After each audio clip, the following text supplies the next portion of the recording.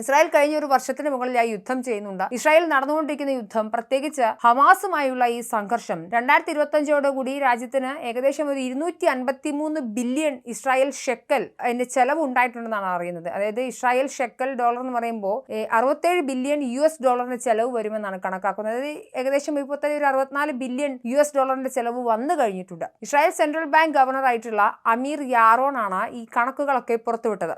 നേരിട്ടുള്ള സൈനിക ചെലവുകൾ, അടിസ്ഥാന സൗകര്യങ്ങൾ, ഈ സമൂഹങ്ങളുടെ പുനർനിർമ്മാണം, അവർക്ക് ആവശ്യമായ ദീർഘകാല തരത്തിലേക്ക് ഈ നഷ്ടപ്പെട്ടു പോയ നശിച്ച പ്രദേശങ്ങളെ വീണ്ടെടുക്കൽ എന്നിവയും, ഡിഫൻസ് സാധനങ്ങൾ മേടിക്കുക, അവരുടെ സുരക്ഷ ഉറപ്പാക്കുക തുടങ്ങിയിട്ടുള്ള ധാരാളം കാര്യങ്ങൾ ഇസ്രായേൽ ഇതിനിടയ്ക്ക് നടത്തുന്നുണ്ട്. ഹമാസിനും ഹിസ്ബുള്ളയെ സംബന്ധിച്ചിടത്തോളം ഒരു രാഷ്ട്രീയ പാർട്ടിയാണ്. ലെബനൻ എന്ന് പറയുന്ന പ്രദേശത്ത് അവരുണ്ട്. പക്ഷേ എന്നിരുന്നാൽ പോലും രാഷ്ട്ര നിർമ്മാണം, പുനർനിർമ്മാണം ഇവരുടെ അജണ്ടയിലേ ഇല്ല.